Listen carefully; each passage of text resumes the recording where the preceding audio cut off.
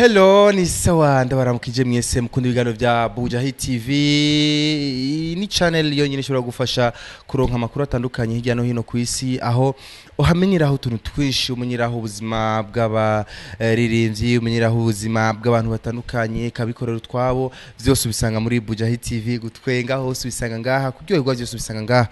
Uno munsi nakuzaniye sije nashaka tuvugane namwe mukurikirana Bujahit TV. Ndazi yuko muri benshi cyane ku isi, ariko no munsi nahisemo yuko tuyaga jewe namwe kugira mushire amakomantere yanyu ngaho hepfo, nanje mugira ico mufashije, nanje ngira ico ndabafashije, twese dufashanye kugira ubuzima bugende neza cyane.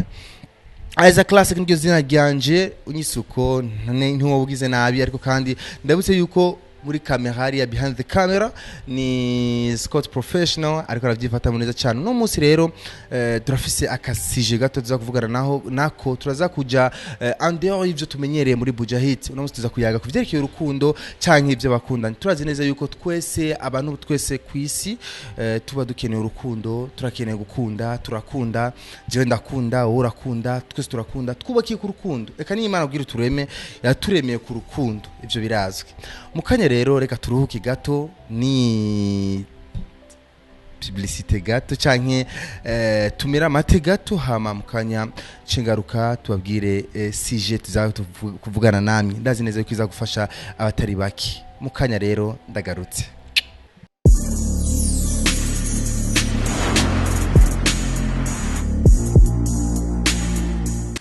Okay, nyuma rero yo kuruhuka gato, nyuma yo kumira amate gato, reka tugaruke rero aho nabemereye yuko no musi zo kuyaga kuvyerekeye urukundo canke ivyo bakunda. Turazi neza yuko twese dukunda, durafise abasheri bacu, turafise abadamu abubatse barabizi, abafise abasheri barabizi.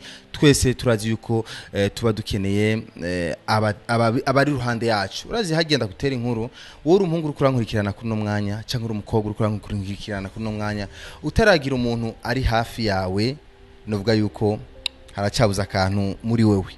Haracabuza akantu muri wewe kuko hajya twese kugira tugira ivyumviro vyiza, tugira ivyumviro. Hari umuntu ari umupapa umwe yigeze kumbwira ati hajya niwabona umuntu atarubaka cyane atarubaka, umenye yuko ubwenge bwiwe tarakora neza. Ariko muramaze kubaka kenshi usanga ubwenge bwiwe bukora neza bivanya n'ingene abayeho mu buzu bwiwe. Uno musore tuza kuvuga ibintu bitanu biranza imvugo zitanu z'urukundo. Imvugo zitanu z'urukundo shatse kuvuga iki? Shatse kuvuga yuko hajya mu rukundo turafise ingene umwe wese arafise ingene abashaka gukundwa.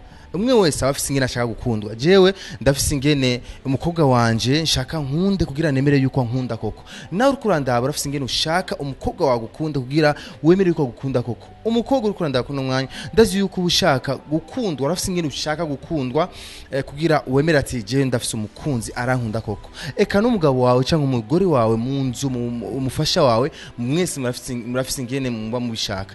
Umushakashatsi umwe yitwa Gary Chapman niwe yanditse igitabo ciwe acabishira mu migwi 5. Ati hajya abantu kugira dukundwe twese tuboneke yuko dukundwe cyane dukundana ku isi, nuko tuba tugabuwe mu migwi 5. Muri migwi 5 rero yuko twese uteza gusanga turimo. Twese ndabasaba yuko munkurikirana neza kugira tugende slowly mpaka ku mwisho. Icambere Gary Chapman yavuze ati icambere les paroles valorisantes. Iki ni kintu nyamukuru cyane mu rukundo rwawe. Ufise ukunda uwo mukundana, amajambo meza, amajambo y'agaciro. Iki ni kintu gikomeye cyane mu rukundo, mes chers amis. Iki ni kintu gikomeye cyane mu rukundo, amajambo y'agaciro. Ni vyiza yuko uwo mukundana, uwo muri kumwe, umubwira amajambo y'agaciro.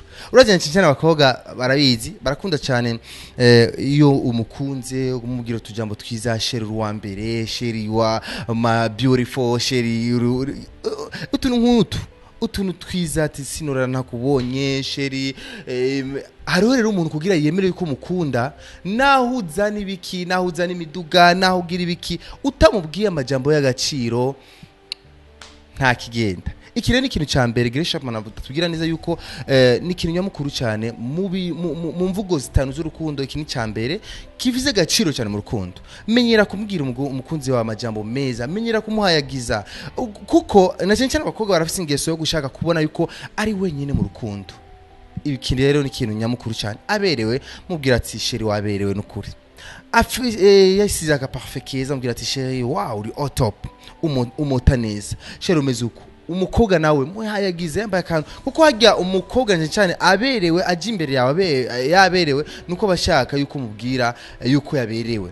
Umubwiye yuko ataberewe rero ari abakobwa bameze uko, utamubwiye yuko aberewe cyangwa yuko ari mwiza kuruta abandi warashima, abona umenga ntumukunda. Iki rero ikintu cya mbere novuga yuko Gary Chapman atubwiye ati mutiza kukigenderako, kuko urashobora kumugirira kumuzana kumuha byose, ariko iki kintu gusa gikoze ntiyemerewe ko umukunda. Cyane niyo hagiye usanga kenshi na kenshi haguma hazi ibibazo ati sheri koko urankunda, sheri koko umeze uko. Iki ni ikintu rero cya mbere nyamukuru. Tumereye mate gato mu kanya turagarutse kubabwira icya kabiri. Okay, iyi ni Bujahit TV tubananye ikiyago cyacu. Inyuma kumira amategeko nibaza yuko twamaze gutahura iki ni cya mbere muri bijya bitanu turavuga. Icya kabiri Gary Chapman yavuze mu rukundo, udushimye kado ni ikintu gikomeye cyane mu rukundo. Menyera kumuha udushimwe, utuganuke ukunda. Menyera guha amakado umukunzi wawe, menyera guha cyane kububatsi nawe no kububatsi nawe nyene birafisa agaciro. Menyera utashe muhirura umuntu ushinga ntaye, hitana n'imbombo umushire umuhekado. Iki ni ikintu gikomeye cyane mu rukundo gituma umukobwa cyangwa umuhungu yisanta à l'aise, yumva ko ari à l'aise, yumva ko ari au top kuri wewe, yumva ko kuri wewe nta wundi muntu amuruta. Cendibuka narigeze kubazwa n'umukobwa araho ati mbe Isaac jewe kugira nemerewe ko umuhungu wanje ankunda nkoriki, kugira umuhungu wanje yemere ko ndamukunda nkoriki. Ndamubaza ati mbega umaze kumukorera iki? Ati je nta kimwe ntaramukorera, nta na kimwe. Je mura ni hana kanya nkajiwa nkiwiwe nkagira ibiki byose, ariko wapi. Cyandambwira ati umunsi umwe, cyandambwira ati fata umunsi umwe genda ku isoko umugure nka single, umugure nka ga single cyangwa ga t-shirt kuntu cyangwa shirt kuntu cyangwa ikado cyangwa inkofero nk'ikepi hamumushire kandi umugire surprise. Kandi rero ntuyimuhuko nyene bizarrement, imuhe n'amajambo meza, imuhe nka surprise, herekeza n'amajambo meza kado, kuko hajya kumuha umuntu kado n'ibintu bisanzwe. Urashobora gutora kado kamuha ati torasanga, urashobora kumugira surprise kagenda ukamuha umuduga. Jewe nkazana isaha y'ibihumbi nka 200 cyangwa 30 naguriye ku isoko kwa Sioni, ndayimuzane bivane n'ingene na byifashe mu wiwe, ugasanga biragiza agaciro wiwe kuruta wowe amuhaye umuduga. Rero amajambo meza kumugira surprise ni ikintu cyiza cyane. Ndamubwiragira ivyo bintu, yaragiragura single, ndibuka yaguze single n'ishati, umutipe avyakiriye yarafashe aravyambara neza muri carton bye neza, aragenda arakoresha emballage cadeau bien, arayimushira, aramubwira surprise. Umutipe ntiyari bwatahe, ashitse muhira asanga ya cadeau iri mu cumbi biwe, aramutelefona ati sheri niwashika mu cumba rakantu nasize ku gitanda ukunuko ndagusavye kugira ucugurure unterefone. Umutipe yashitse mu cyumba asanga kadiri hajya arayugurura asanga wow ni kado. Umutipe yararyohewe cyane ku buryo yahamagaje n'umukobwa nawe aramuha kado. Umukobwa abwira ati nibwo bwa mbere jewe umuhungu wanje yararyohewe ku rugero nkuko. Kurwo rero ivyo nashize kuvuga yuko kado ni kimwe mu bintu bikomeye cyane mu rukundo, kuko umuhaye kado hari umukobwa naho wobwira amajambo meza ameze gute, utakunda kumudushimye ntiyemera kumukunda. Iki rero ni kimwe mu bintu bikomeye cyane mu rukundo. Gary Chapman atwigisha yuko ufashe ukamumereza utuntu tudukado twiza, naho kabagara akantu gatoya cyane urashobora kugira icyo mufashije. Hari undi yigeze kumbwira ati none Isaac jewe narafashe kado, nafata kado ndambara kado yari ku munsi wa anniversaire yo ndamuha kado, ariko kado arayigaya. Birashika urashobora kumuha kado ugasanga siguyiwe, hari rero n'umuhaye kado ugasanga siguyiwe. Rero nibigutangaza, urashobora kumuha kado akayakira ukundi akayakira nabi. Gerageza umugire ya majambo meza nakubwira, icyo gashobora kumufasha, kuko muri bitanu uri kurarondera urumva nka radio, ni radio uri kurondera channel umviriza ko neza, radio ratangira ariko kasha wumva irafashe neza. hagera rifashe neza uba wahatoye nuko nawe mu rukundo uteza kumera umuhindagura amashene mubwira utujambo twiza bitamuguye neza kora amakado bitamuguye neza ukore ibindi bitatu bisigaye kugira umenye neza yuko agukunda canke atagukunda mukanya ndagarutse breaking gato hama. Okay, turabandanya rero turabana ikiganiro cyacu no munsi nagiye yuko duko turayaga ku bintu bitanu bigize urukundo kugira wemerere ko umukobwa wawe gukunda canke umuhungu wawe gukunda canke wo mubakanye yuko koko agufitiye amasantima ya rukundo nyayo nuko urondera kimwe muri bibi ubigira kuko utegeza kuronka faiblesse yiwe muri ibi bintu bitanu utegeza kuronka faiblesse yiwe kandi uronse faiblesse yiwe ubu muronse kuriwe ari umutipe w'umugenzi wanje yigeze kumbwira ati ngo je abantu benshi barakunda kumbwira ngo jewe abakobwa benshi barankunda ngo je nkoresha imiti dawe kugira abakobwa bankunde oya wewe yaramaze kumenya ibintu bitanu niyo mpamvu amaze gufata imitima y'abakobwa benshi nawe rero fata ubu n'uburozi ni nk'inyigisho tuko turahana kugira uzifashe izinyigisho zirashobora kugira ico zifashije mu rukundo rwawe kandi ugafata umutima w'ukunda facilement. Ikigira gatatu umwanya wo kuyaga. Fata umwanya wo kuyaga, fata umwanya muhakanya wo kumuvugisha. Hariho umuntu kugira yemereye ko umukunda koko nuko uba wamuhaye umwanya wo kuyaga nawe ukwiye. Hari abantu rero baba bari busy cyane nakazi ugasanga umuntu ari busy ati umwanya wose ku kazi nivyo akazi kaba kakinewe nivyo akazi ni ngombwa ariko umwanya ni ikintu gikomeye cyane mu rukundo. Hari umukobwa rero naho muha inzu naho muha ibiki naho mara uwo mubwira amajambo meza yitwa gute utamuhaye umwanya wo kuvugana nawe kuriwe ni zero. Fata umwanya nka weekend imwe musohokana ahantu kukayaga kuri plage mwicara umbwira ati sheri gishaka umpe icyumviro umbwira icyo ugona mu rukundo rwacu cyangwa ifata umunsi umwanya umuhamagaze muhira iwawe. Abajene benshi cyane bafite ingeso umukobwa uhamagaje umukobwa wa muhira agishika muri munzi iwawe cyo muri ghetto iwawe ababa mu ghetto barabizi agishika muri ghetto iwawe utangura kumukorako kumushaka kumuha amabizu ibintu bya sexy cyane ngo shanga mugire sexy or urashobora kumugira surprise umunsi mukamuhamagara muhira mukicara mu cyumba mukavugana kubijanye n'ubuzima kuko hajya kimwe mu kintu kikoreka yuko umuntu agukunda koko nuko kenshi ashira imbere ibintu by'ubuzima.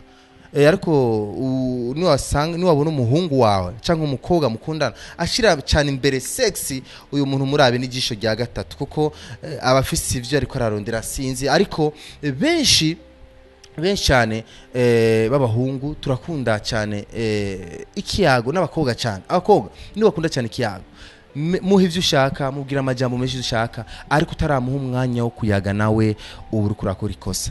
Na cyane abahungu reka ndabibira akabanga abahungu muko muranda bakunda umwanya reka ndabibira akabanga kiza cyane umukobwa mukundana umukobwa umudemu wawe cyangwa umudamu wawe ntuze wigera umuhakanya ko kuyaga cyane n'abahungu ku matelefone yiwe kuri telefone yiwe ahantu ubwira bajya bakobwa bavuga ati Jesse nofata telefone y'umuhungu wanje bandiko ndibaza umutima cyangwa Jesse nofata telefone y'umukobwa wanje oya ifate kuko ni gwawe umuhungu ni gwawe umukobwa ni gwawe ifate cyane mucunge ko umutekano wiwe urakuraba n'umutekano wiwe uramuraba ni uko biteza kugenda rero muteza kuraba mwese ibi bagirira akamaro rero mumenyere kuyaga mu mwanya wo kuyaga kuko arafise byinshi biri ku mutima wiwe ashaka guserura kumbura umaze imisi umujena muhakanya ko kuyaga iki kimwe gusa cyo kumuhakanya ko kuyaga kirashobora kumufasha mu byo ashaka. Ikiri kimwe mu bintu gerisha pana twigisha yuko gerageza niki nimba bamaze kumuha kado bikanka ukamubwira amajambo meza ukabumenga ntagushuhiye cyane ntagukunze cyane muhakanya kenshi ko kuvugana nawe kugira urabe ati eske birafite icyo bihindura mu rukundo rwawe. Merci mukanya rero turagarutse break gatonya tumira amate kuko tubitwaye byose cyarimwe nivyo babiryoshye. Okay Aiza classe kuri Mike ndacabandanya kuhana impanuro cyangwa inyigisho kuvyerekeye urukundo kuko hajya ubuzima buragoye ibintu by'urukundo biragoye mwese murabizi biri compliqué urukundo ni ikintu kiri compliqué sana.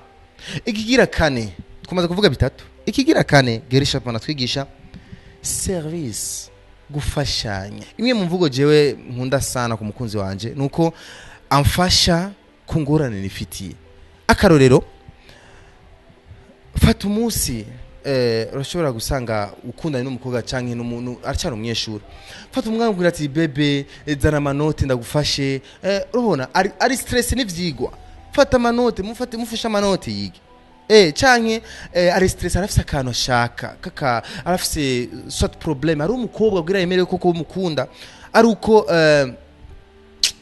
ufata uburyo bwawe amafaranga yawe ukamuha mu kumufasha mu kintu kumbure cyamunaniye hari umukobwa batinya kukubwira kubera yuko agukunda agatinya kukubwira ingorane afise par exemple arafise amadeni ko aramwishyuza ariko rero arumva isoni kubikubwira arafise razwi urumva juste ngino ufise no bisigura uri umuhungu fata umwanya wo kwetidia umukobwa wawe fata umwanya wo kumwiga fata umwanya takaza umwanya muremure wo kugira wige ikimuragishinga ikimubabaje kuko iyo ufashe umwanya wo kuraba ama stress afise ugashaka kumenya ingorane arimo ukazimufasha iki ni kimwe mu bintu cyo tuma gukunda cyane kurenza rugero rero ufata umwanya wo kumenya ingorane ziwe uzimufashe kuko hari umuntu adashoka yemera yuko umukunda utamufashije mu ngorane yifitiye iki rero ni kimwe mu bintu Gary Chapman atwigisha yuko menya gufasha ama service